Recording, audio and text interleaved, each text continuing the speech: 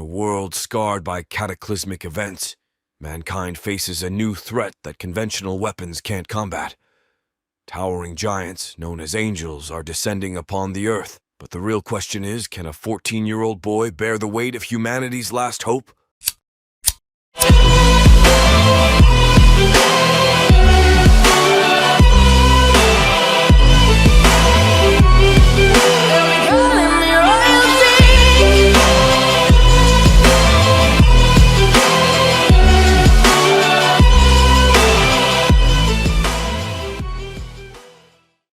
Episode 1. The serene waters of the ocean become turbulent as an enormous figure.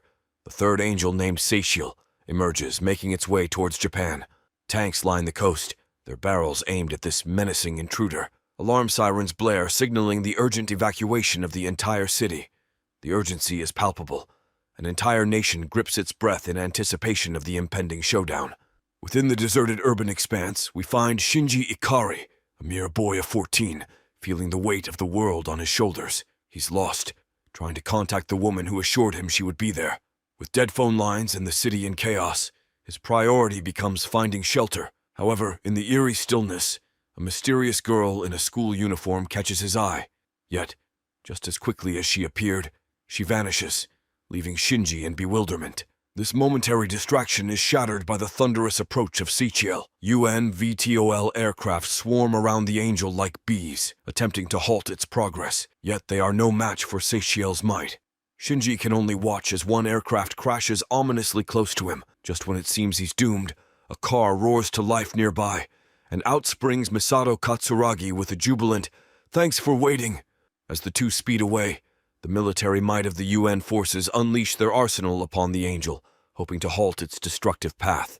But, sitting from their command center, the stoic figures of Commander Gendo Ikari and Sub-Commander Kozo Fuyutsuki from Nervi observe that the angel's protective AT field makes conventional weaponry obsolete. The tension escalates when an N2 mine is deployed, momentarily stopping Seichiel and casting an immense shockwave. Miraculously, Shinji and Misato remain unharmed. Their journey continues to Nervi headquarters, a massive underground fortress within the Geofront. En route, hints of their past emerge, revealing strained relationships with their fathers. Misato, despite being a nerve operative, humorously loses her way within the labyrinthine headquarters. Luckily, Chief Scientist Ritsuko Akagi arrives, guiding them deeper into the heart of Nerve. And there, in a vast chamber filled with liquid, stands the monumental Unit 01. Humanity's ultimate weapon. However, it's not the awe-inspiring sight of the Eva that shocks Shinji, but the sudden appearance of his father, Gendo. With a steely gaze, he presents Shinji with an ultimatum: pilot the Eva or depart. Torn and hesitant, Shinji's refusal is met with a heart-wrenching sight. Rei Ayanami, the mysterious girl he saw earlier, is wheeled out, battered and bruised, designated to pilot the Eva in his stead. As the Geofront shakes from Seichiel's onslaught, a near tragedy convinces Shinji to step up. A loose light fixture nearly crashes down on him, only to be stopped by the protective hand of the unoccupied Unit 01. Witnessing Rei's fragile state and feeling an inexplicable connection to the Eva, Shinji finally resolves to take the helm. The following moments are a whirlwind of sensations for Shinji. He's submerged in LCL, a breathable liquid, inside the Eva's cockpit. The neural synchronization links him to the massive biomachine. Elevated onto the surface, Shinji finds himself face-to-face with Seichiel. The looming figure of the angel casts an ominous shadow, and Shinji, inside Unit 01, prepares for the imminent confrontation. As the tension crescendos, Misato's voice pierces the charged atmosphere, her words a beacon of hope and fear, praying for the safety of the young pilot. The episode draws to a close, leaving us in suspense, with Unit 01 and Seichiel standing at opposite ends of a battle-scarred city. Before we continue, take a moment to answer the question of the day. What is the best power system in anime/manga? Comment down below for a chance to be shouted out in a future video. Episode 2. The air is tense, and the city holds its breath as Shinji, inside Evangelion Unit 01, musters the courage to confront the formidable angel. But fear grips the young pilot. His attempt to move the Eva fails, leaving them open to the angel's devastating onslaught. With its left arm broken and its skull pierced, the Eva is rendered non-responsive. All communication with Shinji ceases. Then, darkness. A shift in perspective reveals a sterile hospital room. Shinji stirs, awakening in confusion. His surroundings are unfamiliar. The scars of the battle remain fresh in his mind. Meanwhile, Gendo engages with the enigmatic Human Instrumentality Committee, delving into the sudden re-emergence of the angels after a decade and a half of absence. The overarching goal remains clear. The Human Instrumentality Project must proceed as planned, irrespective of the angelic threat. Within the confines of the hospital, Shinji's solitude is interrupted by a familiar face. Rei, though their exchange is brief, it's apparent that their destinies are inextricably intertwined. As Misato arrives to escort Shinji from the facility, an encounter with Gendo at the elevator becomes an emotional standoff. Without a word, Shinji makes his feelings clear, rejecting his father's presence. Assigned to live alone, Misato, ever the unexpected guardian, opens her home to Shinji. Their journey home provides a spectacle, the majestic emergence of Tokyo 3 buildings from their subterranean confines. Once at Misato's apartment, Shinji navigates this new domesticity. The chaotic living space, littered with takeout boxes and beer cans, provides a candid look into Misato's life. Meals are shared, and amidst her cheerful inebriation, another resident is introduced, the enigmatic penguin, Pen Pen. Their humorous bathroom encounter provides a much-needed levity as Shinji grapples with the day's enormity. In a parallel scene, the frozen Evangelion Unit 00 is the subject of Gendo and Ritsuko's scrutiny. Within the shattered control room, the duo discuss Rei's recuperation. Gendo's conviction remains unwavering. The children will continue to pilot the EVAs. As night falls, Shinji's introspection is interrupted by fragmented memories of the confrontation. Despite Nerve's efforts to salvage the situation, the EVA unexpectedly reboots autonomously, retaliating with unprecedented ferocity against the Angel. A series of intense engagements ensues, with the EVA showcasing its ability to repair its arm and overpower the Angel's defensive AT field. In a climactic showdown, the Angel's core is shattered. Desperate and defeated, Sachiel ensnares the EVA, culminating in an explosive self-sacrifice. Yet, against all odds, Unit 01 emerges relatively unscathed. As control returns to Nerve, Shinji's consciousness is revived within the EVA. A haunting scene unfolds. The EVA's protective facade is shed, revealing its face. Shinji's horror intensifies as the EVA's eye regenerates, fixating upon him. This chilling interaction leads to an anguished scream, echoing the trauma of the experience. In the quiet aftermath, ensconced in his new room, Shinji grapples with the haunting images of the battle. Misato, understanding the toll it has taken, offers words of appreciation, acknowledging his bravery in safeguarding the city. The weight of responsibility, the nuances of human relationships, and the shadow of a looming apocalypse form a poignant tapestry as their story unfolds. Episode 3. 3 weeks have elapsed, and the vibrant city of Tokyo 3 is slowly recovering from the traumatic events. Shinji, now settled into his new environment, grapples with a mixture of ennui and an apparent lack of enthusiasm towards his role as an EVA pilot. The daily grind witnesses him immersed in simulation training, an experience he confronts with noticeable lethargy. Amidst the morning routine, a radio in the background delves into a peculiar topic: Earth's consistent weather, a consequence of the absence of seasons. The casual mention subtly hints at the post-apocalyptic world's transformation following the second impact. Shinji's school journey is juxtaposed with Misato's laid-back domesticity, a moment accentuated when Ritsuko calls to check on the young pilot. The picture painted isn't rosy. Shinji remains an enigma in school, isolated and without friends. A classroom setting introduces a slew of characters: the class representative Hikari Haraki, the military enthusiast Kensuke Aida, and the brooding Toji Suzuhara.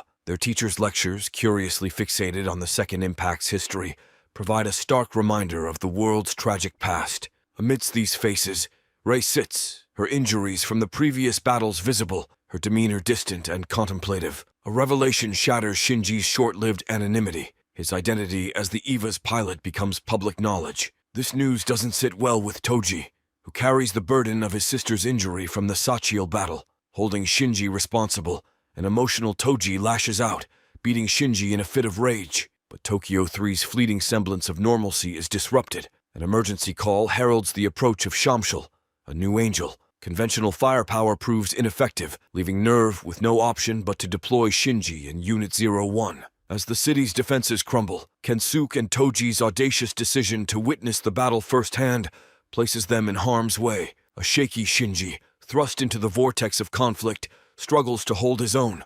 The situation deteriorates when Unit 01's power source is severed, plunging Shinji into a race against time. In an unexpected move, Misato orders the boys into the Evangelion's entry plug, a decision that grants them a first-hand view of the emotional and physical toll piloting takes on Shinji. The battle's intensity peaks when, against Misato's retreat orders, Shinji, driven by a mix of desperation and determination, engages Shamshel head-on. The climax sees Shinji with the last vestiges of power, defeating the angel using the Evangelion's progressive knife. The aftermath witnesses a shift in Toji's perspective. A front-row seat to Shinji's sacrifices evokes guilt and empathy. Now equipped with Shinji's contact details, Toji stands at a crossroads, mustering the courage to make amends. Episode 4. The aftermath of Shinji's intense encounter with Shamshel lingers heavily, culminating in an inexplicable absence from his residence for 5 days. A concerned Misato discovers a telltale sign of his departure, an ID card and a cryptic letter addressed to her. Seeking answers, Toji and Kensuke, now more invested in Shinji's well-being, visit his abode, only to be greeted by Misato. She attempts to assuage their concerns with a white lie, claiming Shinji is preoccupied at the training facility. Elsewhere, a visibly distraught Shinji takes solace in the rhythmic journey of a local train, with the recurring melodies of tracks 25 and amp 26 on his SDAT player, offering a semblance of comfort. His mental turmoil manifests as he internally grapples with the pull of responsibility, murmuring, "I've got to go back." Yet, instead of returning, he immerses himself in a late-night screening of a Second Impact-themed movie, a choice that offers distraction but no real escape. A restless night ensues in the theater lobby, followed by a hallucinatory experience where the surrounding cityscape seems to close in on him, propelling him further into the countryside. Within the confines of NERV headquarters, Rei undergoes a thorough examination at Ritsuko's hands. Concurrently, a conversation unfolds between Misato and Ritsuko about Shinji's recent actions and his emotional state. Misato recalls reprimanding Shinji for his insubordination during the previous battle and ponders the emotional toll of his piloting duties. A chance encounter in the forest brings Shinji face-to-face with Kensuke, who's engrossed in a solo survivalist game. Amidst their conversation, Kensuke conveys Toji's regrets and mentions his sister's admonishment of Toji's actions toward Shinji. However, the peaceful forest respite is short-lived as nervy agents arrive, apprehending Shinji and leaving a stunned Kensuke in their wake. The tension escalates at NERV headquarters. A stern Misato confronts Shinji, questioning his commitment to piloting Unit 01, implying he should step back if his attitude persists. This sentiment echoes within NERV's higher echelons, with Gendo discussing the potential of reconfiguring Evangelion Unit 01 for Rei's use, anticipating Shinji's impending departure from Tokyo 3. An emotional encounter ensues at the train station. Toji, in a bid for atonement, urges Shinji to retaliate physically, leveling the scores between them. As Shinji grapples with his feelings of self-loathing and vulnerability, he admits that he is more deserving of the punishment. Misato, in a moment of introspection, grasps the depth of Shinji's longing for familial connection. This realization spurs her into action, driving her to the train station in search of the young pilot. The episode culminates in a poignant reunion. A disheartened Misato believes she's arrived too late. However, a familiar figure remains on the platform. The exchange is simple yet deeply evocative. Shinji murmurs, "I'm home," and Misato, relief evident, replies, "Welcome home." Episode 5. In a flashback set 22 days prior to the inaugural episode, the narrative revisits the catastrophic activation test of Evangelion Unit 00, which spirals out of control, causing the unit to go berserk. As the entry plug unexpectedly ejects, Rei sustains severe injuries. Demonstrating uncharacteristic urgency and care, Commander Ikari risks personal harm, breaching the heated hatch of the entry plug to rescue Rei. Fast-forwarding to the present, in the aftermath of the skirmish with Shamshel, NERV's operatives, including Misato, Ritsuko, and Shinji, are engrossed in examining the remnants of the vanquished angel. Amidst their analysis, they ascertain the baffling similarity between the angel and humans, a staggering 99.89%. As Shinji observes his father inspecting the deceased angel's core, he inquires about the visible burns on Gendo's hands. Ritsuko recounts the turbulent incident involving Unit 00, leaving Shinji wrestling with disbelief. At school, Shinji, seemingly detached from the fawning attention of female classmates, attracts the notice of Toji and Kensuke when he observes Rei's consistent solitude. Later, within the confines of Nerve HQ, Shinji witnesses a rare display. Rei and Gendo, typically stoic, share a light-hearted exchange. That evening, Misato's culinary creations, comprising chiefly of beer and concentrated instant ramen, challenge Ritsuko's palate during dinner. As the conversation unfolds, Ritsuko entrusts Shinji with the task of delivering Rei's updated Nerve ID card, eliciting playful teasing from Misato. An unexpected turn of events awaits Shinji the following morning. Upon visiting Rei's apartment, he's confronted by a scene of chaos, replete with discarded trash and blood-streaked bandages. A momentary distraction, Gendo's glasses, leads to an awkward encounter with Rei, freshly emerged from her bath. The subsequent interaction, characterized by misunderstandings and inadvertent intimacy, culminates in Shinji's shock and confusion. However, the plot thickens as they reach Nervy HQ.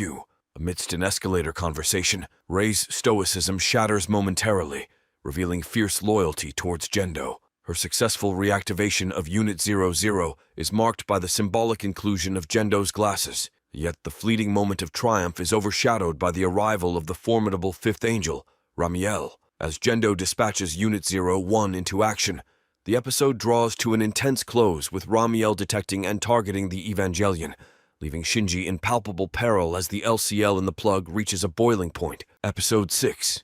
As Unit 01, piloted by Shinji, emerges, the angel Ramiel immediately senses its presence, dealing a preemptive blow before the Eva can even shrug off its restraints. With Unit 01 now incapacitated, Shinji is quickly evacuated and admitted to a medical facility. Meanwhile, the relentless Ramiel positions itself above Nerve headquarters, commencing its excavation into the geofront. Given the gravity of the situation, Nerve deduces the angel's operational mechanics. It's quick to strike at any perceived threat within a specific radius, and possesses an impenetrable AT field, aptly earning it the title of a flying fortress. In light of these revelations, Misato devises a bold countermeasure: annihilate Ramiel with a positron beam rifle, ensuring the trigger is pulled from a safe distance outside the angel's attack perimeter. Such a feat, however, necessitates an unprecedented amount of electric power. The entire nation's electric grid would have to be channeled into the rifle to overpower Ramiel's formidable AT field. This audacious strategy receives Gendo's endorsement,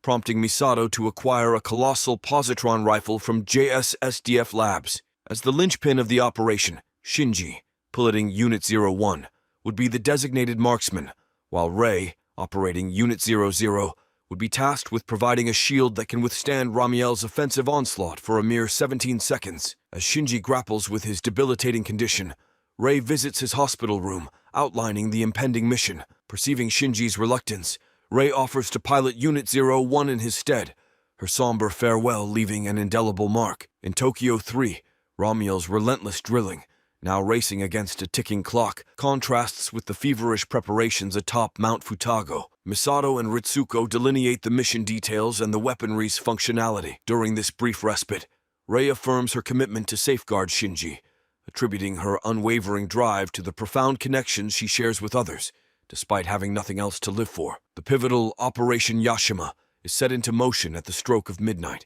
However, the initial duel between Ramiel's beam and the positron rifle culminates in a stalemate, with both entities missing their mark. The situation deteriorates rapidly as Ramiel, having successfully breached the geofront's defenses, readies another salvo. As Shinji scrambles to retaliate, Rei, exemplifying selflessness, uses Unit 00 as a bulwark against Ramiel's beam, sustaining significant damage. Seizing this window, Shinji lands a lethal blow on the angel, halting its ominous advance. A frantic Shinji then extracts Rei from her battered Unit 00, imploring her to cherish her life. Rei's response to Shinji's plea for her to embrace a more optimistic outlook, a heartwarming smile, reminiscent of a cherished memory. Episode 7.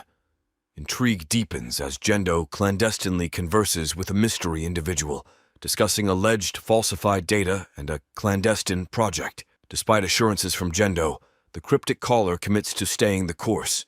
Shifting to a lighter tone, morning routines at Misato's dwelling unravel with Shinji, feeling somewhat mortified by Misato's lackadaisical habits, notably her penchant for beer at breakfast. This sentiment is amplified on parent visitation day at school, when Misato's appearance sends ripples of admiration among Shinji's male classmates. Amidst these everyday events, Shinji ponders the enigmatic nature of the Evangelion, expressing a disconcerting ease within the entry plug, despite its unsettling blood-like aroma. Gendo's international dealings come to light as he boards a plane, confirming the UN's financial endorsement for the forthcoming Evangelion Unit 06, albeit sans US support, with a new player entering the fray for Unit 08. Ritsuko subsequently elucidates to Shinji the veiled reality of the second impact. The widely believed meteorite theory is a facade. The true origin traces back to the first angel atom, unearthed in Antarctica, which catastrophically detonated during analysis. Thus, the Evangelions are humanity's line of defense against a potential third impact. Ritsuko cryptically alludes to an imminent event to Misato. The subsequent day reveals an impeccably dressed Misato,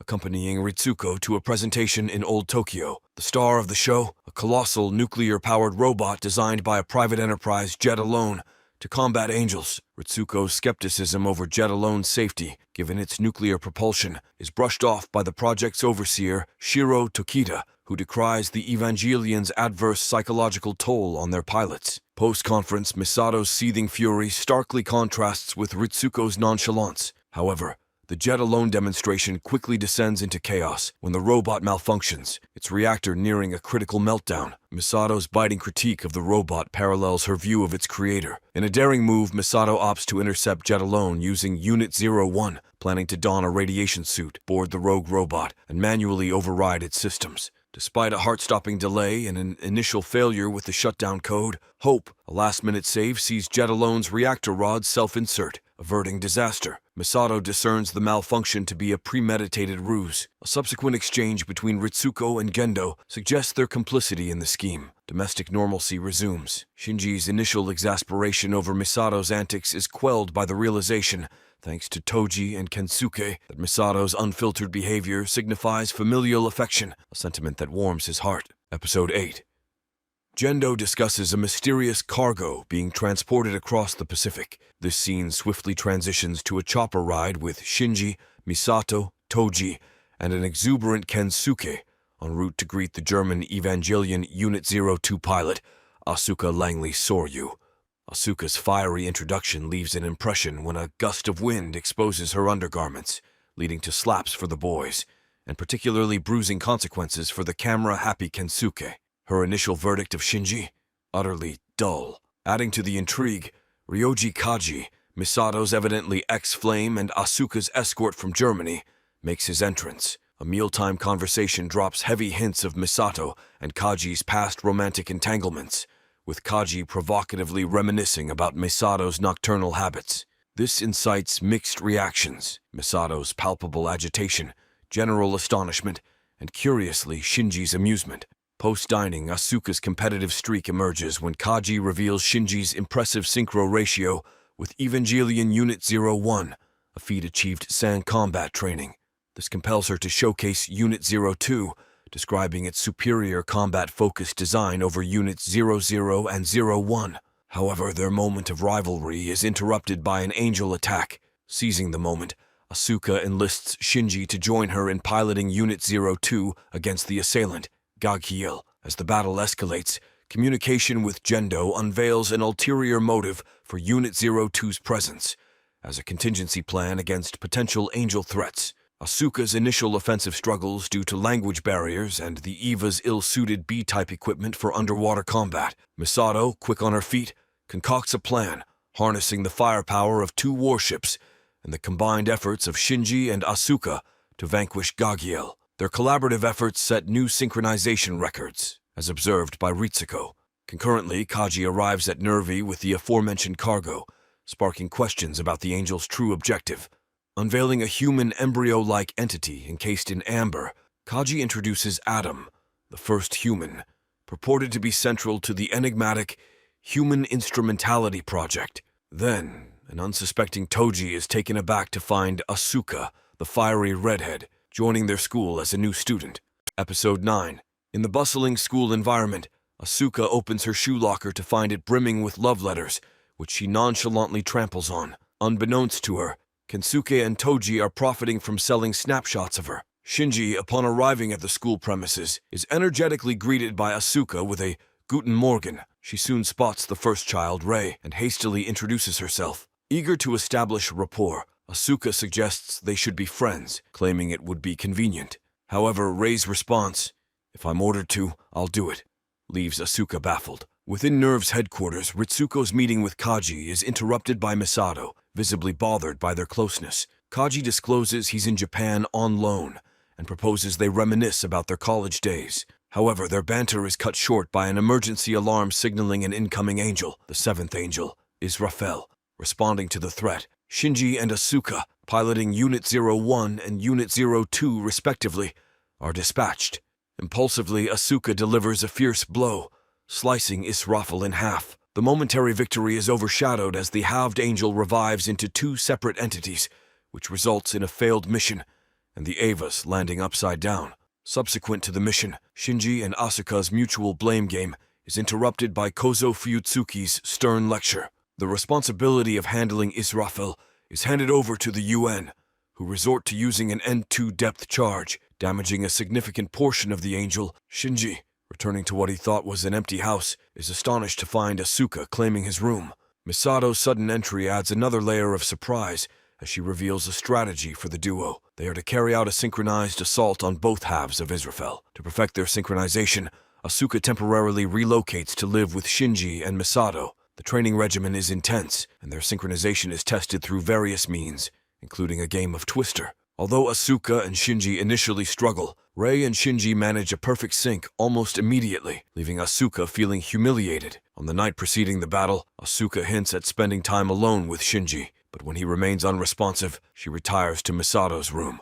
As the night progresses, she sleepwalks into Shinji's futon. Teetering on the brink of kissing the sleeping Asuka, he refrains when she murmurs her mother's name in her sleep. Concurrently, at NERV's headquarters, Kaji and Misato share an intimate moment in the elevator, which is later playfully brought up by Ritsuko. As dawn breaks, the decisive day unfolds. Coordinating their moves to a musical backdrop curated by Kaji, Shinji and Asuka execute their assault on Israfel. Their strategy triumphs, with both cores of the angel annihilated. However, in a comically anticlimactic end, the two lose their balance post-attack, and as they lay in a tangled heap, they revert to their usual squabbling, ending the tale on a humorous note. Episode 10.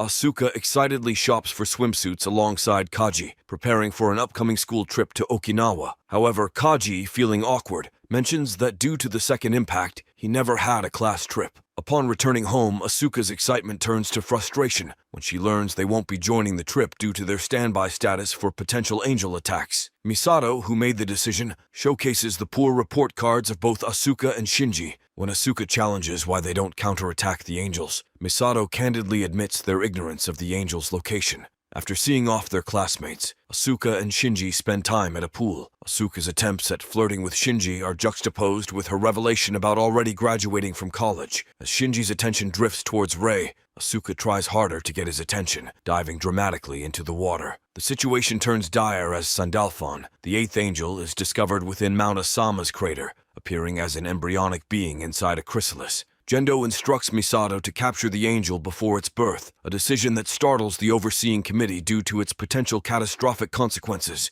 Despite her initial excitement, Asuka hesitates to undertake the mission upon seeing the bulky D-type equipment she must wear, especially in front of Kaji. Yet when Rei offers to substitute, Asuka's pride intervenes, and she undertakes the mission. Elsewhere, Kaji converses with a woman about the mission's grave dangers. As Asuka prepares to dive into the magma-filled crater, diving deep, Asuka encounters Sandalphon, but as she successfully encages it, the angel unexpectedly hatches, resembling an anomalocaris. Switching to combat mode, Asuka, recalling a prior conversation with Shinji, uses her coolant hose against Sandalphon, enabling her to destroy it with her progressive knife. But with her support line cut by the dying angel, Asuka begins to plummet. In a daring move, Shinji dives into the crater with Unit 01, managing to save her. Afterwards, the team unwinds at a hot spring. Pen, sent by Kaji, enthusiastically joins, revealing himself as a hot springs penguin. In the baths, playful conversations turn serious. As Asuka notices Misato's scar, a relic from the second impact, she asks about her own past. Misato simply responds that it's ancient history. Episode 11.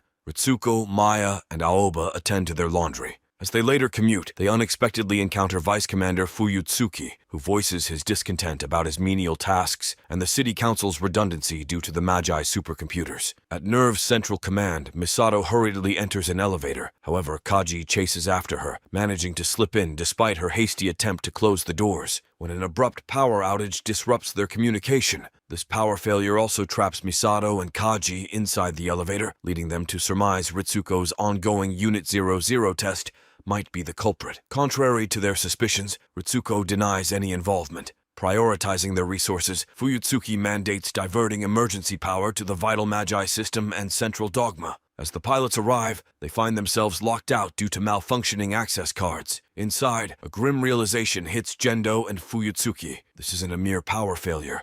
It's sabotage. Almost on cue, the ninth angel, named Matarael, emerges from the sea near the former Atami region. The Defense Forces, JSSDF, futilely attempt to alert an unresponsive NERV HQ about the looming threat. Amidst this crisis, multiple characters experience communication breakdowns. Aoba, Misato, and the pilot struggle with dead phone lines. Ritsuko and Maya resort to manually climbing ladders to access the control room. Fortunately, Rei's resourcefulness shines as she references her emergency manual, prompting the pilots to head to headquarters. Asserting her leadership, Asuka entrusts Shinji with the task of manually prying open doors. As time runs short, the JSSDF, uncertain of NERV's status, takes matters into their own hands, dispatching aircraft to alert Tokyo 3 of the imminent angel threat. Hyuga, learning of the situation, commandeers a loudspeaker-equipped van and rushes to NERV HQ. Meanwhile, a stranded Kaji tries flirting with Misato, albeit without success. Within the command center, Gendo, Fuyutsuki, and Ritsuko deduce that the power outage might be a ruse to explore NERV's layout and secrets. To hinder these potential intruders, Ritsuko proposes a dummy program for the Magi. Despite Asuka's self-proclaimed leadership, the pilots find themselves lost in NERV's labyrinthine corridors. Their disorientation is heightened when Asuka accidentally leads them to a direct confrontation with Matarael. Undeterred, Hyuga reaches the control room and relays the Angel's approach, prompting Gendo to prep the Evas for a manual launch. With Rei's guidance, the pilots once again navigate NERV's maze.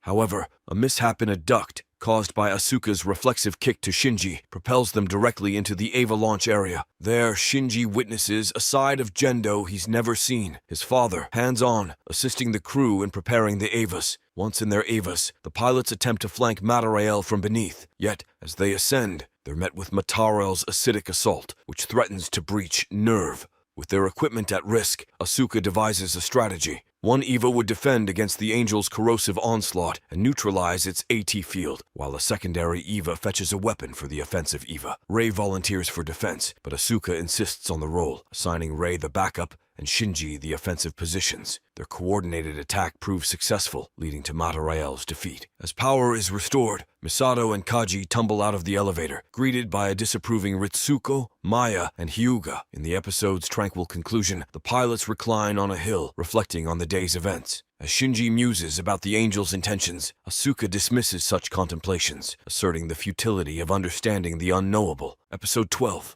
In the year 2000, as the catastrophic second impact engulfs Antarctica, a desperate Dr. Katsuragi manages to save the life of his daughter, Misato. In his final moments, he shoves her into a secure escape capsule. Amidst this chaotic scene, a fleeting glimpse is caught of Adam, manifesting as a luminous giant of light. As the capsule drifts to relative safety, enormous wings can be seen forming within the swirling cloud vortex, towering over the ravaged continent. Decades later, amidst the skyscrapers of Tokyo 3, Shinji is caught off guard by an unexpected visit. Toji and Kensuke seek refuge in Misato's apartment. Their idle chatter is interrupted when Kensuke points out Misato's recent promotion to Major. This fact seems to have eluded both Shinji and Asuka. They join in congratulating Misato, who gently chides them about their upcoming harmonics test at NERV. Post the test, Ritsuko delivers some interesting news. Shinji's synchronization rates are escalating, and it won't be long before he surpasses Asuka. This revelation irks Asuka, prompting her to storm out in a huff. The day takes a lighter turn when Shinji and Asuka return home to find a surprise celebration in honor of Misato's promotion, orchestrated by Kensuke.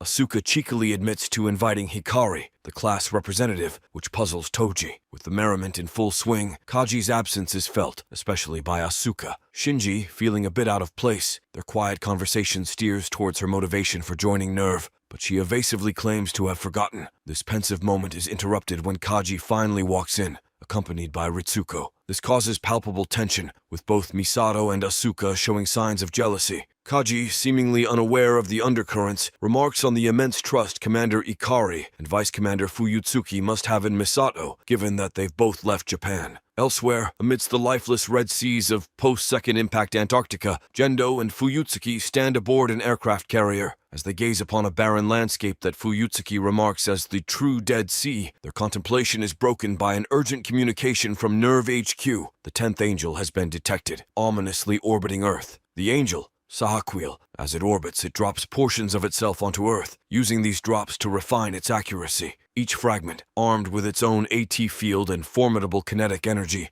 wreaks havoc upon impact. It becomes clear that Sahaquiel's ultimate aim is a devastating plummet to Earth, with Tokyo 3 as its target. Such a direct hit would obliterate the city. With stakes this high, Misato orders a wide-scale evacuation. In a bold move, she devises a risky plan for the three Evas, physically catch the descending angel using their potent AT fields. Ritsuko, however, challenges her, suggesting that Misato's vendetta may be clouding her judgment. Facing an imminent threat, the pilots gather for a briefing. Despite the looming danger, seeking to lighten the mood, Misato offers a steak dinner as a reward for a successful mission. The trio sets out, with Shinji pondering aloud about their reasons for piloting the Evas. During this contemplative journey, a flashback reveals a heartfelt conversation between Misato and Shinji. Misato confides in him, admitting that her choice to join Nerve was driven by a thirst for revenge against the angels, who she blames for the death of her estranged father. When the decisive moment arrives, the Evas race towards Sahaquiel's anticipated point of impact. Shinji reaches first, struggling mightily to brace against the angel's formidable weight.